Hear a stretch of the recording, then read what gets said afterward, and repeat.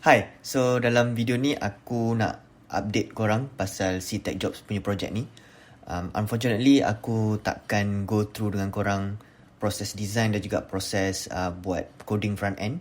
Sebab first of all, time aku dah record actually yang design punya proses tu. Aku dah record the whole thing, which is apa yang korang tengok sekarang ni. Ni hasil dia lah. Tapi unfortunately kan, video tu sangat laggy. And to be honest, it's just not viewable lah. It's not watchable at all. Aku rasa macam even kalau aku nak share pun rasa macam aku tak tahulah macam aku rasa macam tak ada function kan. So yep, so that's that. But yeah, aku just nak update sebab aku baru lepas habis buat coding this design into an app. Right, so design dia aku cuba buat as simple as possible. And as you can see, ni design yang untuk mobile punya version. So aku start dengan ni, time aku buat design tu kan. So aku letak macam logo, something like that. And then ada dua macam main functionality lah. First ialah nak cari kerja dekat bawah ni. And then post a job. Post a job ni untuk recruiter ke company-company yang nak cari kerja, nak cari pekerja. And post a job lah. So post a job ni dia akan bawa ke job submission. Dan yang ni akan bawa ke job details. So yep, ini dia punya secara ringkasnya lah. Bawah ni ada pagination. So this is the idea. And then ini job description. So basically the same. Ada title, pasal ada tarikh. So same macam summary in a way, pasal ada macam apply punya button. And then ada description. And then bawah sekali ada apply button lagi sekali. Untuk form pula. Form ni aku actually ambil daripada satu website ni, iaitu SEO Jobs. So SEO Jobs tu aku ambil dia punya form yang sama lah. Aku ikut lah title, description. Cuma dia punya, cuma apa yang aku ubah ialah aku ubah dia punya macam section. So macam kat sini ada job details, pasal ada company details, pasal ada contact details, dan juga ada application details. Yang inspiration aku tengok tu dia tak ada apa-apa lah. Bukan tak ada apa-apa, dia aku rasa dia macam satu form besar macam tu. Dia tak ada section-section je. So itu satu benda yang aku ubah sikit sebab aku rasa macam lagi senang. And bukan lagi senang lah, aku rasa macam lagi user friendly lah in a way. So itu untuk mobile.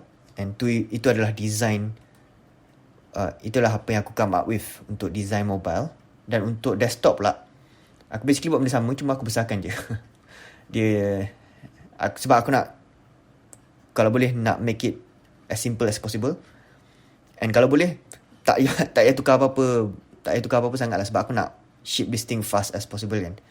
And yelah, aku tak nak spend too much time on nak buat dia punya UI secanggih macam benda-benda lain kan. So this is what I come up with lah. So basically benda sama, lebarkan sikit, button ni aku kecilkan sikit. And ada ni sama sebiji, ni sama sebiji je. Cuma lebarkan sikit. And then same for job listing. So itu dia punya design. And dia punya coding, ialah dekat sini. Ataupun dia punya front end yang website betulnya lah. So aku baru lepas habis buat benda ni. So as you can see, it's not exactly the same as the design, but it's roughly the same. Button ada dekat sini, lepas ada ni. And ini adalah desktop punya view. So dia sama lah. Ada pagination ni tak function lagi lah, sebab aku baru buat mockup je baru.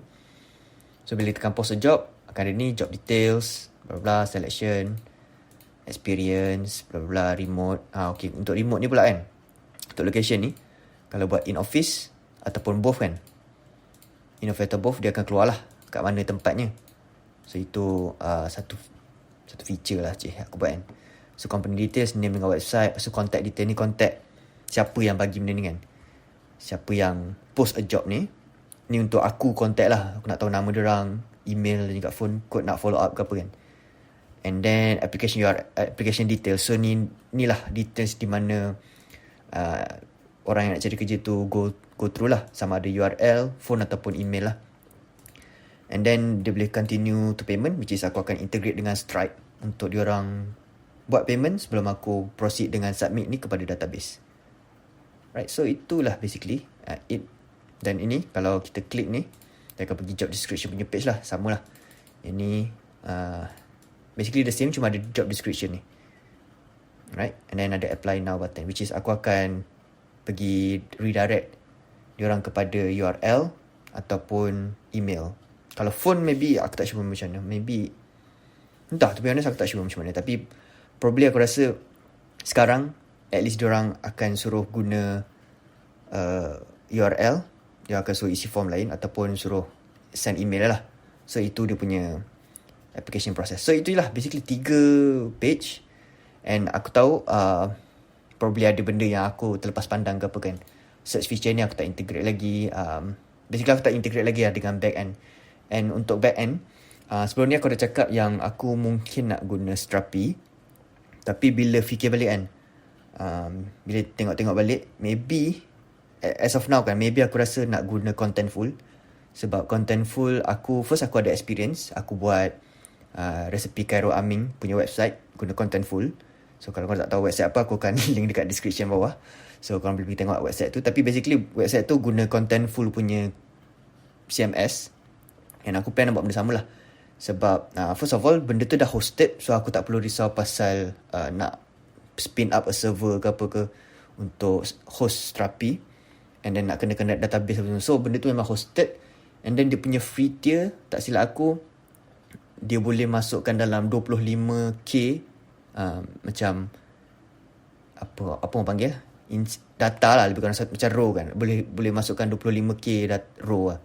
So 25k sangat-sangat banyak. So aku rasa aku boleh guna Contentful dululah for now. And you know, kalau dah sampai 25k ada. So maybe that's a good problem to have lah kalau dah sampai limit kan. So aku tak nak fikir sangat lah. So itu 2 benda yang aku terfikir. Okay, so untuk data analytics pula, aku still tak sure nak guna apa actually. Again, dekat sini aku ada 2 main option yang aku fikir, iaitu Plausible yang aku pernah cakap itu. So Plausible, yang ni Plausible Plausible.io, something like that. So ni satu data analytics yang mungkin aku akan guna. Cuma yang ni aku kena probably spin up a server lah untuk install and then connect with my app.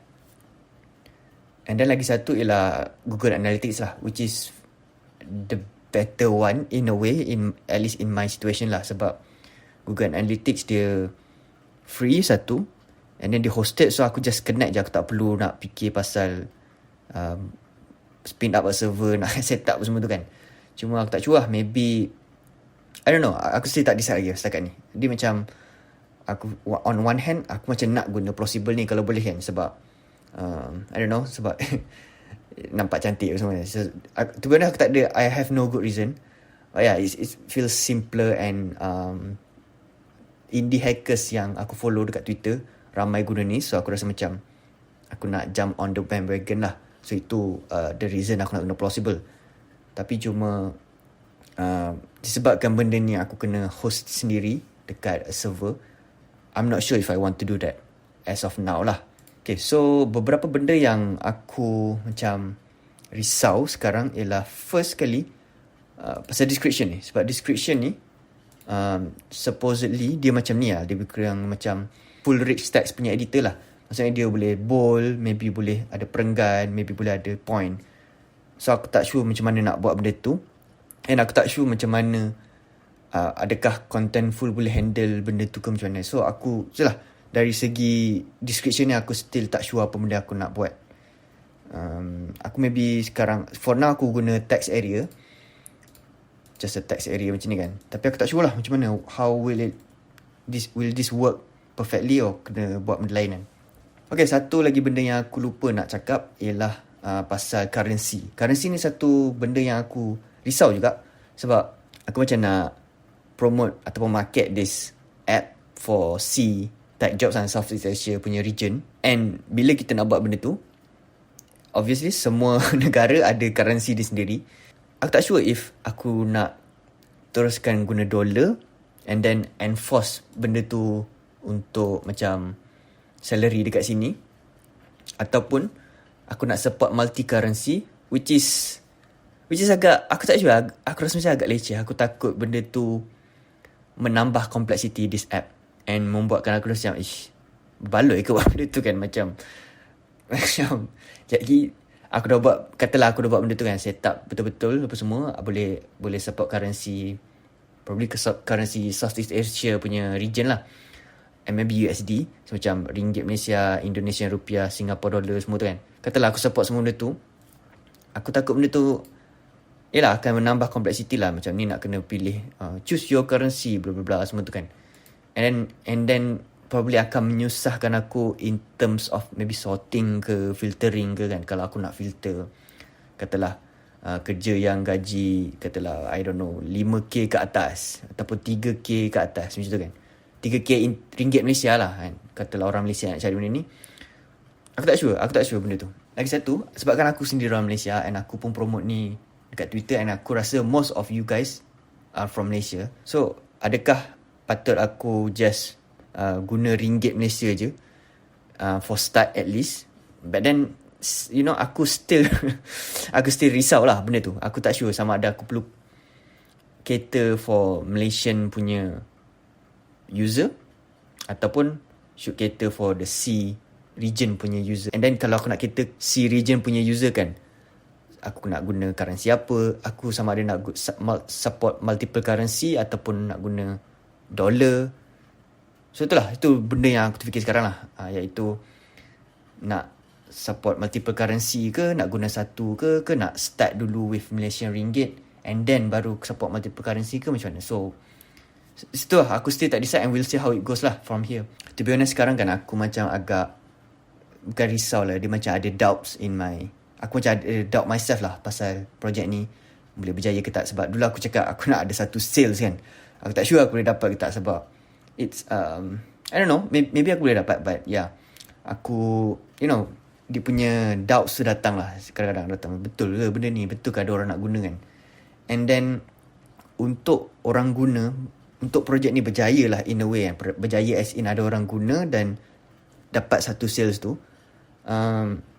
aku kena macam grind sikit untuk awal tu, untuk bagi dia, untuk macam launch dia lah. Of course aku ada advantage sikit sebab aku share benda ni in public and ada beberapa orang yang akan tengok lah. Cuma untuk benda ni sustainable for the long term, the grind is aku kena manually cari jobs and then letak dalam ni supaya orang found this thing useful lah. Sebab macam okay, kalau orang nak cari kerja pasal C-type jobs, dia akan datang ke sini. And aku to be honest tak tahu juga nak buat apa dengan email tu kan. The idea ataupun at least from the tweet asal tu, dia kata email tu guna untuk send weekly jobs lah, weekly jobs update, and which is aku tak rasa semua orang nak benda tu. Macam kalau korang dah ada kerja, probably korang tak nak pun tahu pasal ada job baru ke apa kan, not job notification. So so tu benda yang aku tak sure nak buat apa, and aku tak nak spam orang. But again, aku probably akan macam allow anyone yang nak unsubscribe untuk letak dalam email tu lah, untuk unsubscribe daripada that thing. Sebab aku tak nak korang rasa email aku tu spam, lepas tu lagi block kan email aku. So that's one thing. I'm sorry for those yang nak tengok aku punya proses daripada awal sampai habis kan, yang video berjam-jam tu. Aku tak tahu kalau ada yang tengok ke tak kan. But kalau korang nak tengok benda tu, maybe aku post juga dekat YouTube, cuma aku letak unlisted lah. So maybe kalau ada benda tu aku letak dalam description lah. Tapi kalau tak ada, I'm sorry lah. But again, kalau korang betul-betul nak tengok, maybe aku boleh consider dah letak, aku tak sure. So I guess that's it from me for this video. I really appreciate every one of you yang dah sign up for this project, and thank you for watching this update. Hope you enjoyed this video and I'll see you in the next one. Bye bye.